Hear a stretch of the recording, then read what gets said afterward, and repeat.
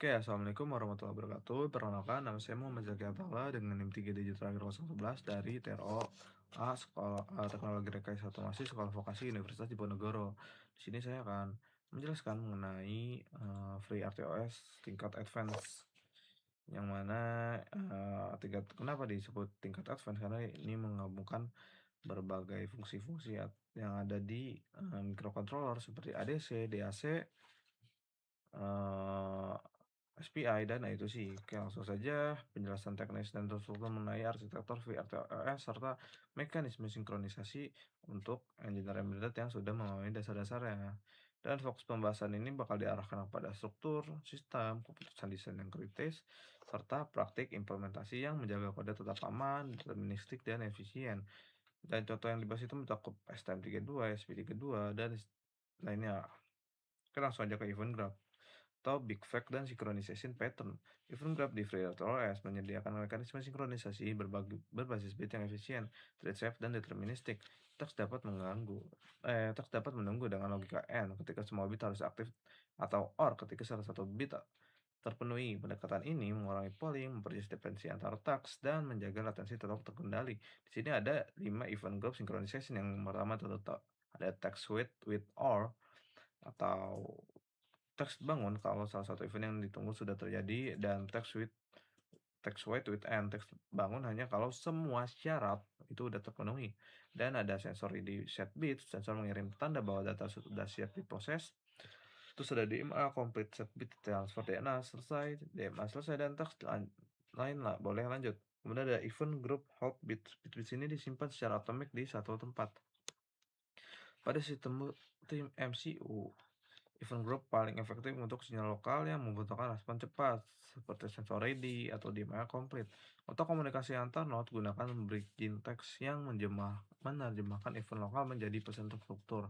Pola ini menjaga pemisahan tanggung jawab, mengurangi pola berlebihan, dan mempermudah kontrol state di setiap MCU. Di sini tuh berarti ada tiga logik ya. Yang pertama AND, yang mana AND itu jika semua syarat untuk taks itu bekerja itu telah terpenuhi, dan OR itu jika hanya salah satu bit yang dipantau aktif atau syarat sudah aktif, itu taks tersebut bisa berjalan. Kemudian ada bridge text dan arsitektur multi MCU, terjemahan event lokal menjadi pesan yang eksplisit agar koordinasi antar node tetap terstruktur dan mudah dipelihara. Kemudian ada software timers atau non-blocking periodicity dan timer daemon. Software timer di FreeRTOS itu dieksekusi oleh timer daemon text, sehingga callback berjalan di text konteks bukan di interrupt konteks. Pendekatan ini membuat timer sesuai untuk penjaringan yang tetap membutuhkan layanan RTOS, termasuk akses mutex, QW, dan objek sinkronisasi lain tanpa mengganggu latensi interrupt. Nah, ini ada ESRTX. Kemudian dia bakal ke timer daemon, kemudian dia callback dari text. Alurnya itu konsisten, ESR hanya memicu tick atau event. Timer daemon memproses expiry timer, lalu callback dieksekusi singkat dalam teks konteks. Desain ini menjaga interrupt tetap ringan dan mempertahankan determinisme sistem secara keseluruhan. Software timer tepat digunakan untuk aktivitas periodik berbiaya rendah seperti sampling sensor terjadwal atau rate komunikasi yang terkontrol. Dan ini untuk catatan, callback server itu timer itu harus tetap singkat dan non-blocking. Jika pekerjaan melampaui batas tersebut, delegasikan ke worker task. Dari SR, gunakan xtimer pen function call from SR agar pekerjaan dipindahkan ke antrean dengan aman dan sesuai praktik RTOS yang benar. Kemudian text notification, mekanisme signaling paling ringan untuk pipeline satu ke satu. Jadi notification merupakan mekanisme signaling langsung dari satu teks atau ESR ke satu teks tujuan. Nilai kecil seperti data 32 bit disimpan di dalam TCB sehingga tidak memerlukan kontrol blok tambahan seperti pada QW. Secara struktural, ini menjadikan salah satu opsi paling ringan dan paling cepat di FreeRTOS. Dalam implementasi produksi, mekanisme ini sesuai untuk event sederhana yang membutuhkan latensi rendah, membangun consumer text data untuk siap mengirim indeks sampel, atau meneruskan pointer ke ring buffer. Pada ESP32, dia itu menggunakan fungsi extract notify from ESR yang umum digunakan untuk stream sensor berkecepatan tinggi. Pada STM32 juga pola yang sama efektif untuk memicu pemrosesan buffer DMA segera setelah transfer selesai. Ini untuk alurnya itu dia ya sel akan mengirim notify, kemudian disimpan di TCP, kemudian teks pun bangun untuk lanjut bekerja dan memproses data. Keunggulan utama ya adalah overhead yang sangat rendah dan perilaku yang deterministik. Tidak ada antrean yang harus dikelola, tidak ada alokasi kontrol box tambahan, dan tidak ada kompleksitas pemindahan payload yang tidak diperlukan. Konsekuensinya mekanisme ini paling tepat untuk komunikasi satu pengiriman ke satu penerima dengan schematic event driven yang sederhana. Jadi dia single master dan single slave.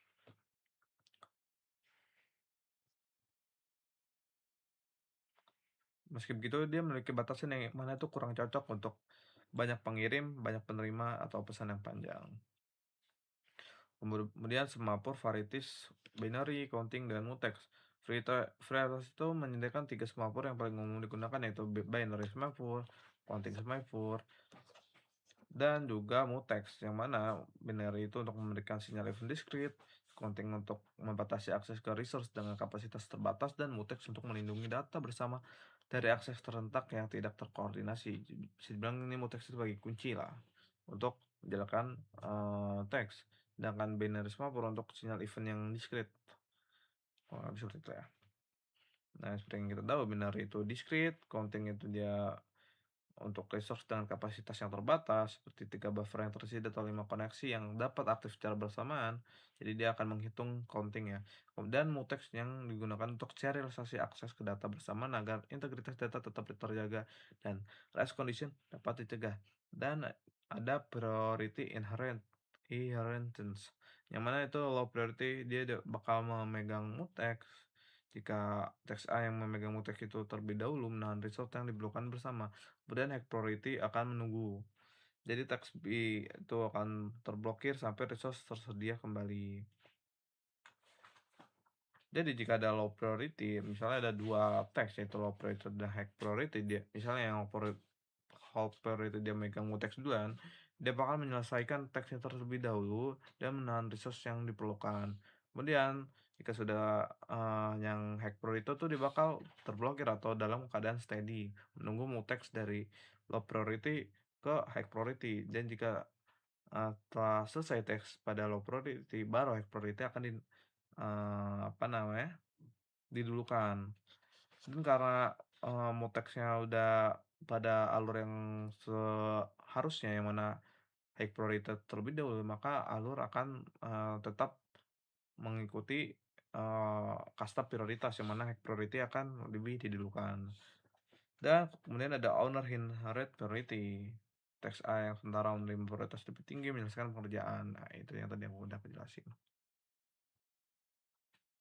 Jadi priority inheritance ini merupakan mekanisme inheritance, itu merupakan mekanisme utama untuk mencegah priority inversion.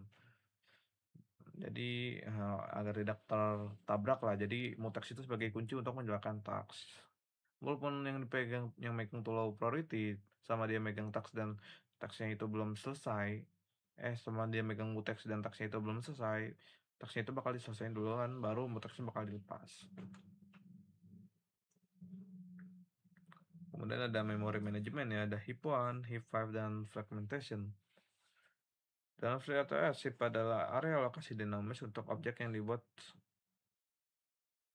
suatu runtime. Setiap implementasi heap memiliki karakteristik yang berbeda dan berdampak langsung pada latensi alokasi, prediktabilitas memori, serta resiko fragmentation. Ini merupakan perbandingan dari heap satu yang mana dia ada low fragmentation, dia akan hack determinism. Ini mungkin kalian bisa baca, aku kasih waktu sekitar 10 detik.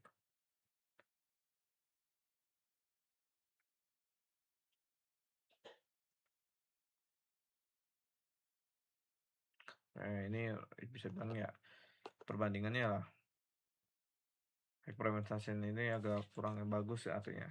Secara praktik secara praktis heap one itu paling sederhana, paling deterministik, untuk alokasi satu arah. Heap 4 itu memberikan keseimbangan terbaik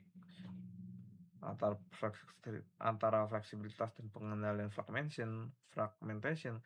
Sedangkan heap 5 tepat digunakan ketika memori terbesar di beberapa region RAM. Jadi pada sistem memori pemilihan heap ini sangat penting ya. dan rekomendasinya itu di heap 4 atau heap 5 jika memerlukan alokasi dinamis yang tetap terkendali dan memerlukan kebutuhan memori yang berubah-ubah, dan gunakan heap 1 bila desain sistem mengutamakan kesederhanaan dan mudah dieksekusi.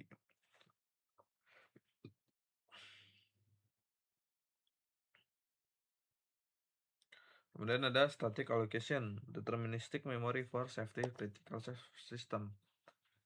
Jadi static alokasi ini preferred saat teks atau antrian, semafor, dan timer itu harus dibuat tanpa dynamic heap memory, jadi tanpa nih memori heap ini.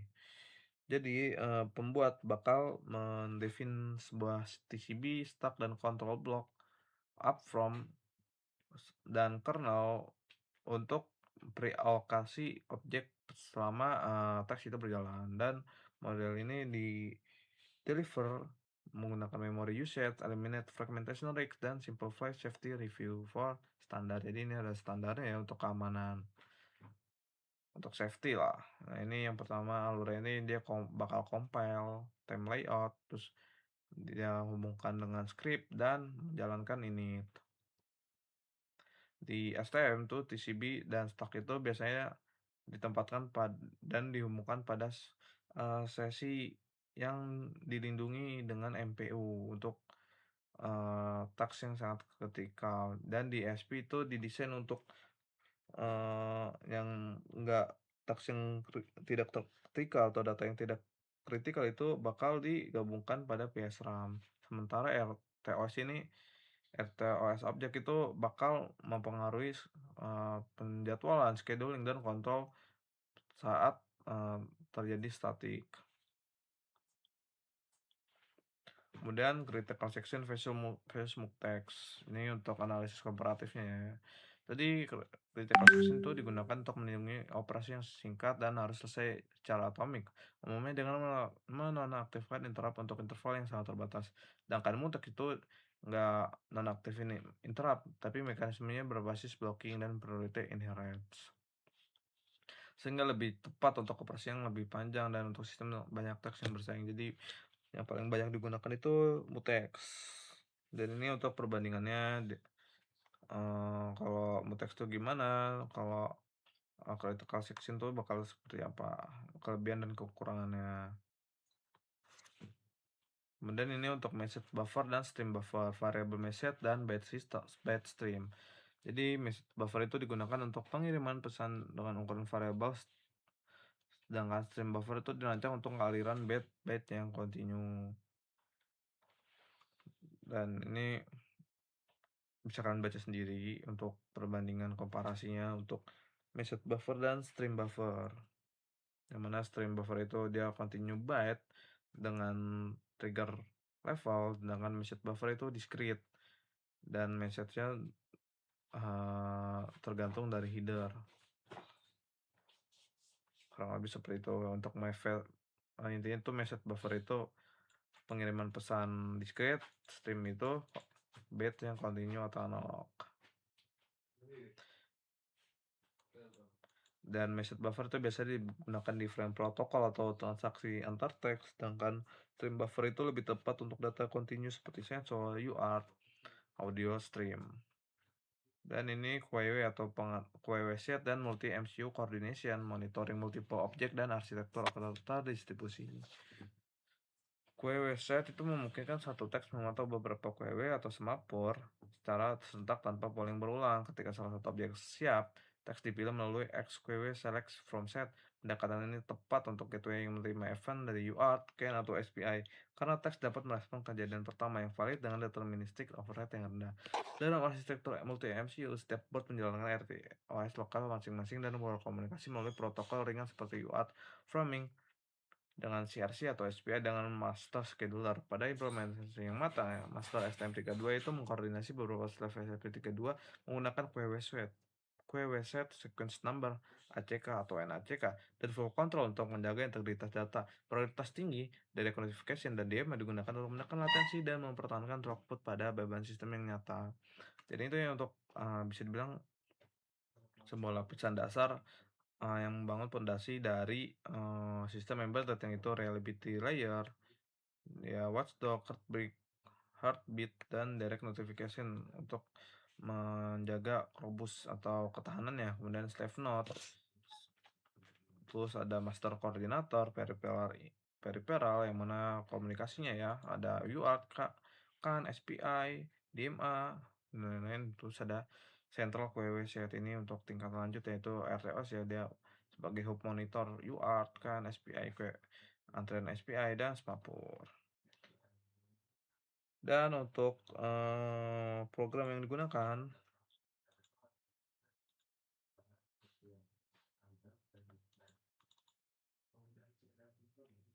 ini kita ada dua, pada project kali ini kita menggunakan itu sih ya, ada itu sih juga karena RTOS-nya itu ada itu sih DAC dan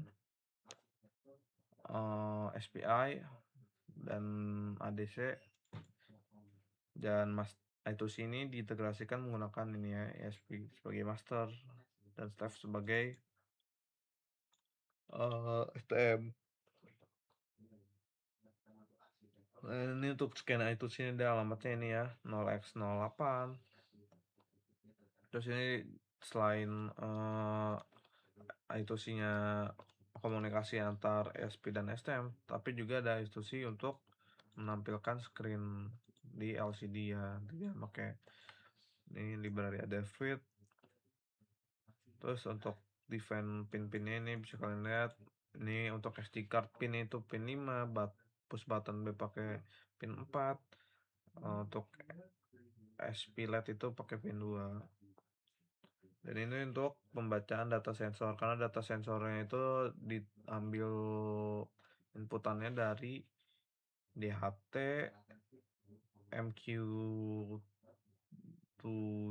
MQ2 sama ya itu dong, kayaknya ada 3, ada 2 sama ada potensio juga sih sebagai DAC.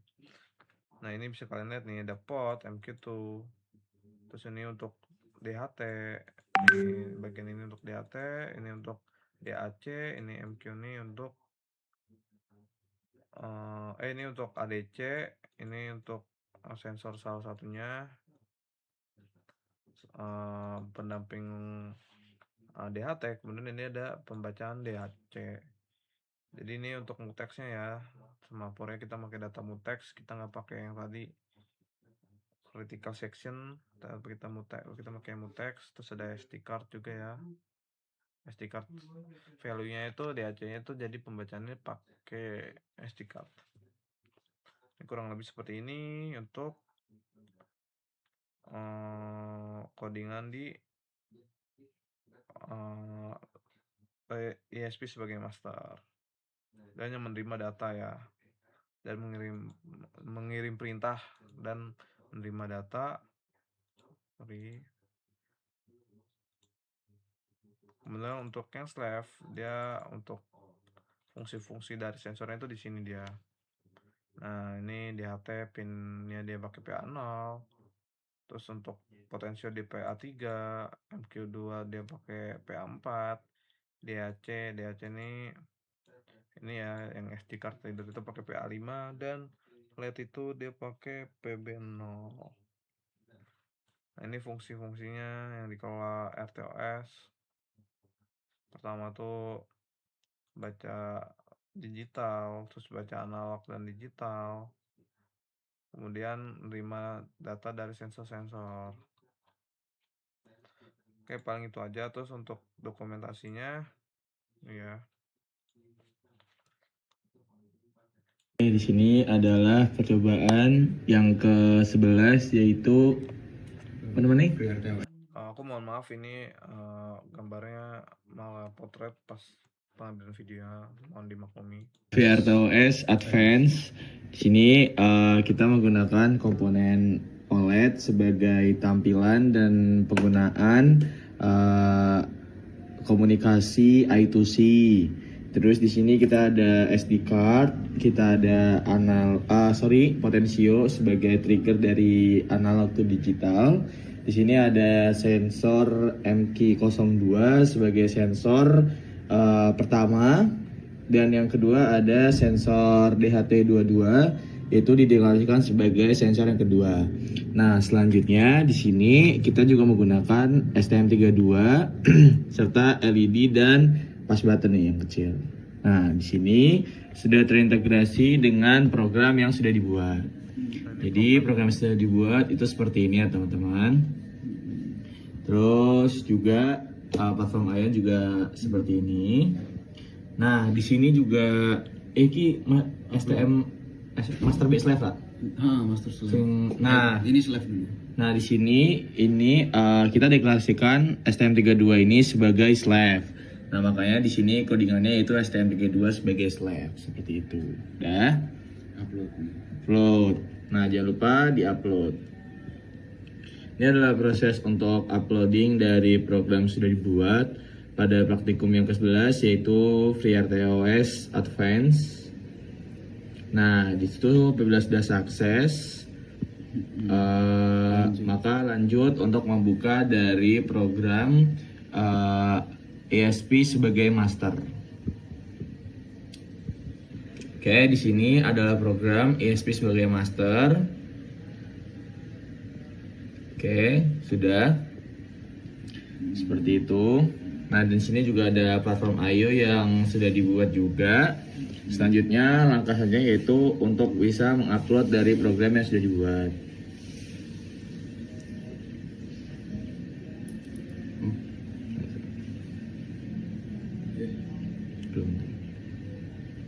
Nah, di sini adalah proses atau tampilan dari terminal VS Code, yaitu ketika kita sudah melakukan proses uploading.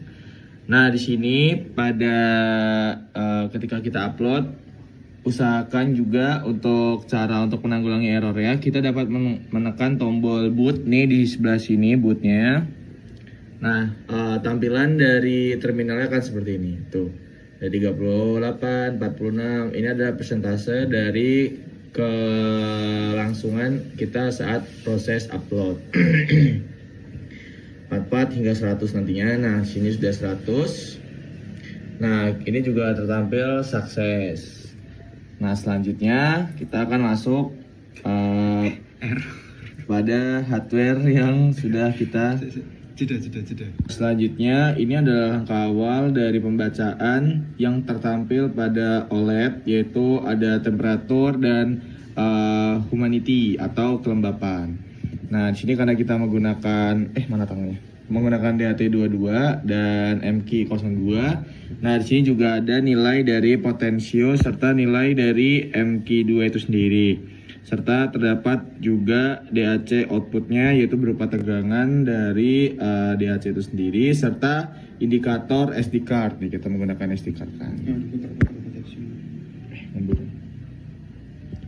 Nah, setelah itu adalah kita coba nih dari program yang sudah kita perbuat.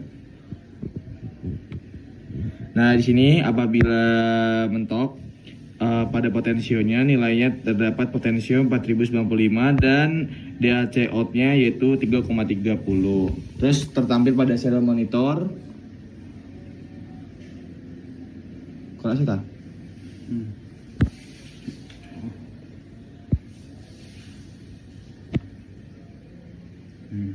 Nah, tertampil pada serial monitor yaitu menunjukkan kalau nih kita juga klik pas buttonnya. Nah, itu data sukses masuk ke data CSVL. Nah, itu. Nah, ini sudah data yang sudah kita ambil dari yang tadi yang awal sampai aku mutar tadi sudah masuk pada SD card itu. Bisa?